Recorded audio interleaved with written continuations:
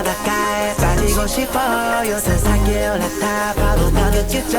무인도로 떠나자 딴건 필요 없어. 소용없어 챙겨와 baby let's fall in love. I'll be like yo I know I'm so high baby work work 날 위해 나가시 주억을 만들자. This is so I wrote for my baby.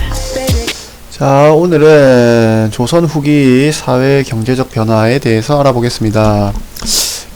페이지는 182쪽부터 185쪽까지고 오늘 배워야 될 부분은 우리가 이제 조선 후기에 들어서면서 점차 현대 사회랑 가까워지는 모습을 볼 수가 있는데 어떤 것들이 우리랑 가까워지는지 이 사회 경제적 변화를 통해서 우리가 발견하면 되겠습니다.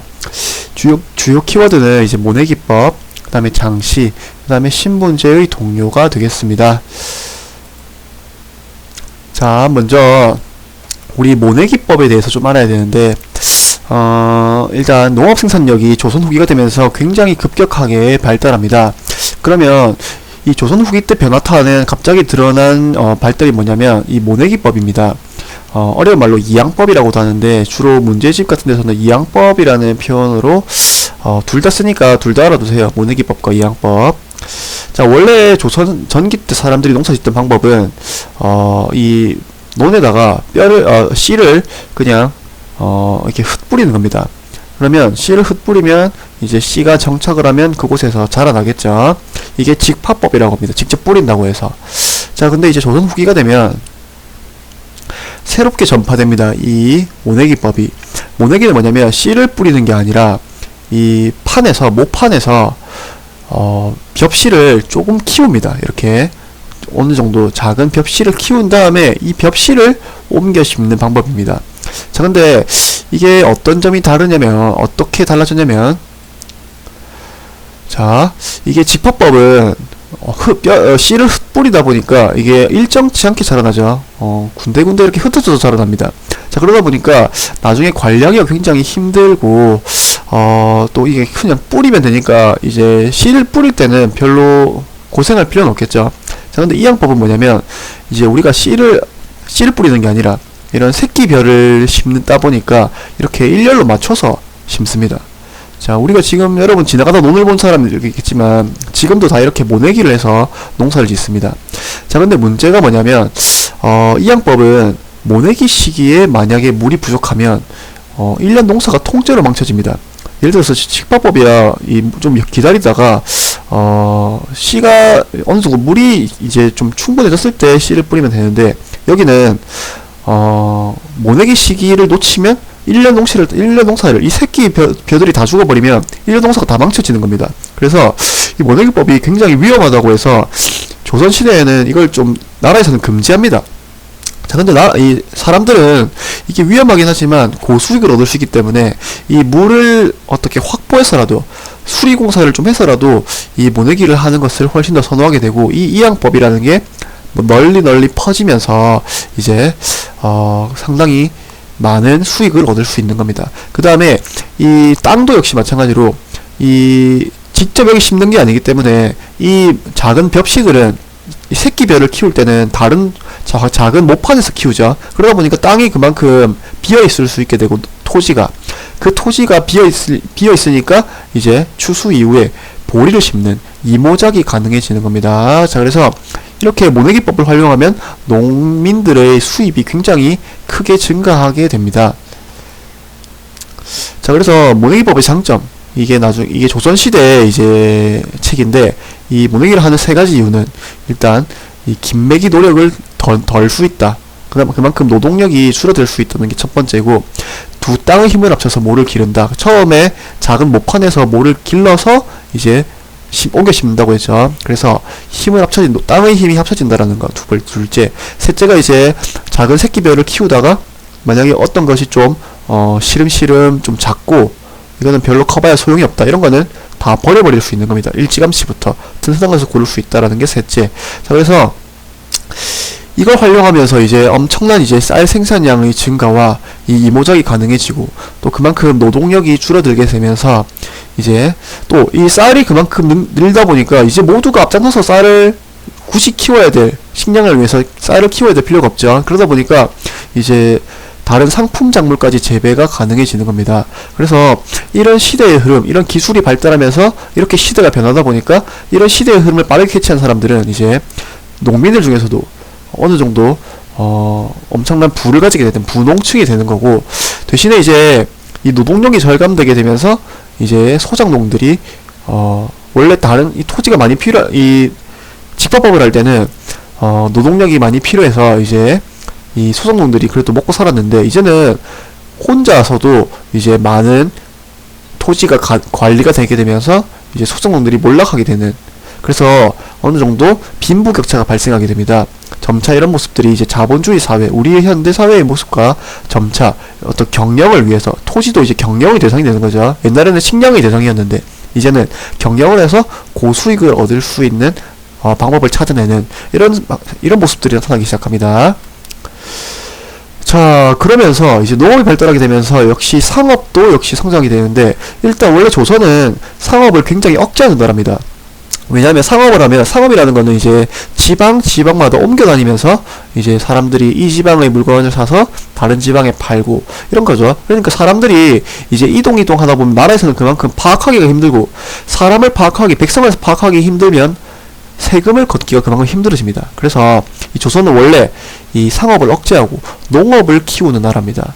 자, 그래서 상업은 누구만 할 수 있냐면 나라의 허가를 미리 받습니다. 이 시전 상인이라고 하는데, 서울에 있는 이 시전 상인만 상업에 종사할 수 있습니다. 그래서 이 시전 상인들은 상업에 종사할 수 있는 대신에 뭐 다른 물품을 나라에 갖다 바쳐야 되죠. 그래서 이렇게 상업을 국가가 통제하는데, 이 시전 상인은 이제 국가의 허가를 받지 않은 다른 상인들의 활동을 금지할 수 있는 이런 특별한 존재들만 상업에 할 수 있습니다. 자, 그래서 사실 이렇게 상업을 억제한다고 해서 억제가 되는 게 아니죠. 이제 사회가 발전하고 점차 생산물이 늘다 보면 이 먹고 남는 생산물을 당연히 다른 사람의 생산물과 바꾸고 싶은 그런 마음이 들 수밖에 없죠, 사람들이. 그러다 보니까 서서히 이제 상업이 발달하는데, 특히 조선 후기가 하면 이제 농업 생산량이 폭발적으로 증가하고 또 상품 작물 재배도 증가하게 되면서 상업이 크게 이제 발달하게 됩니다.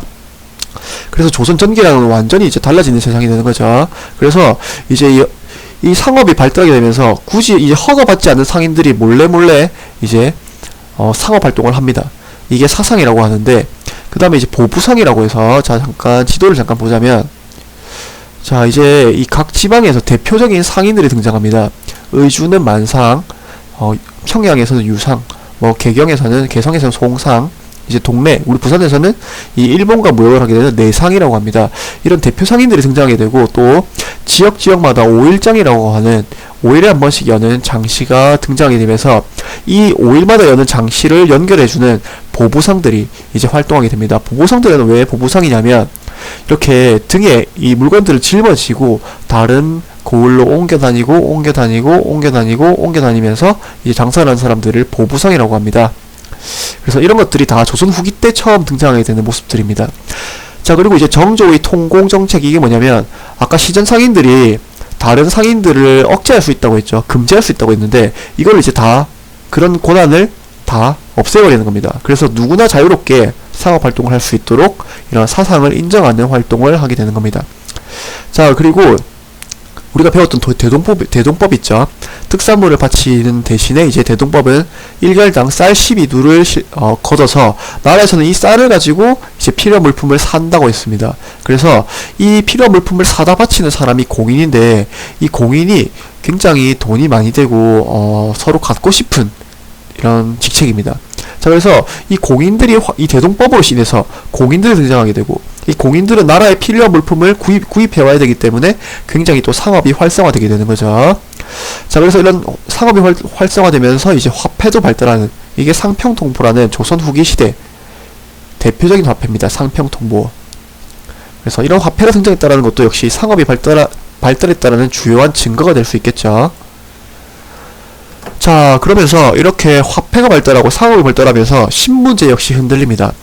조선 전기는 이 노비, 평민, 중인, 양반이라는 이런 엄격한 틀이 지켜졌는데, 조선 후기가 되면 이제 붕당 정치가 변질되면서 양반들끼리도 서로 죽고 죽이고 내쫓는다고 했죠. 그러다 보니까 이제 쫓겨난 양반들, 지방으로 쫓겨난 양반들이 많고, 또 화폐 경제가 발달하면서 이제 이런 신분보다는, 눈에 보이지 않는 신분보다는 실제로 이제 세영화를 좌지우지하는 거는 이런 돈입니다, 돈.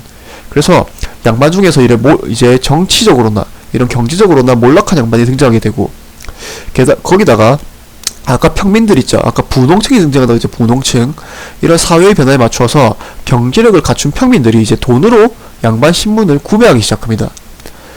이게 이제 이런 게 방법들인데, 공명첩은 뭐냐면, 자, 이거는 나라에서 파는 문서입니다. 여기가 원래 이름 쓰는 칸인데 이름이 비어있는 문서입니다. 이게 뭐냐면, 여기에 이름을 써넣으면 양반이 되는 겁니다. 이게 나라에서 어느 정도 공을 세워서 벼슬을 준다라는 이게 문서인데, 그래서 이 문서를 사서 자기 이름을 여기 쓰고 다니면 자기는 이제 양반입니다. 이걸 국가가 팝니다. 이게 국가가 자기 부족한 재정을 확보하기 위해서 돈 받고 발급한 게 공명첩이라고 하는 것이고요. 납속은 뭐냐면, 이제 이것도 곡식을 바치고 양반으로 인정받는 겁니다, 나라에서. 그 다음에 족보, 이제 양반집 족보를 구매해가지고 자기도 이름 밑에 써놓고 이제 위조를 해가지고 자기도 이제 양반이다 하고 다니는 거죠. 이제 그리고 노비들은 이제 도망을 가기 시작합니다. 이 노비들의 이 도망 노비들 추격 드라마가 이제 몇 년 전에 나왔던 추노라는 드라마고, 선생님도 굉장히 재밌게 봤던 드라마였습니다. 이런 역사적인 걸 바탕으로 만든 영화죠. 자, 그래서 이제 양반의 수가 증가하고 이제 평민과 노비의 수가 감소하게 되는 결과를 맞이하게 됩니다. 그래서 이런 그래프 보면 양반이 원래는 10%도 안 됐습니다. 1690년에는. 근데 불과 150년 뒤에 양반이 70%를 차지하게 되고, 일반 평민들은 점차 노비 역시 점차 줄어들게 되면서, 우리가 지금 따져봐도 우리 모든 사람들이 본관이 있고 성이 다 있죠. 원래 그렇게 본관이 있고 성이 있는 사람은 전 인구의 10%밖에 안 됐습니다. 근데 우리가 지금 다 본관이 있고 성이 있죠. 다 어디선가 우리 조상님들 중에 어느 분이 뭐 돈이 많았다든지, 아니면 족보를 위조했다든지, 아니면 뭐 도망을 갔다든지, 이런 식으로 해서 신문제가 점점 의미가 없어지게 되는 겁니다. 현대사회랑 점점 비슷해지고 있죠. 자, 오늘 수업 여기까지고, 아까 시험에 내는 거 말 안 해줬네. 자, 이거 공명첩 선생님이 시험에 내겠습니다. 이게 등장한 시기에 무슨 일이 있었을까, 또 이것이 의미하는 바는 무엇일까, 시험에 출제하겠습니다. 그리고 아까 또 시험에 내려고 했었는데, 아까 이거 시험에 출제할 겁니다. 이게 모내기법, 이것이 가져온 사회의 변화는 무엇인가, 무엇이겠습니까? 사회의 변화, 이런 것들이죠. 생산량 증가, 뭐 이모작이 가능해지고, 노동력이 절감되고, 또 상품 작물 재배가 가능해진다라는 거. 오늘 수업은 여기까지입니다.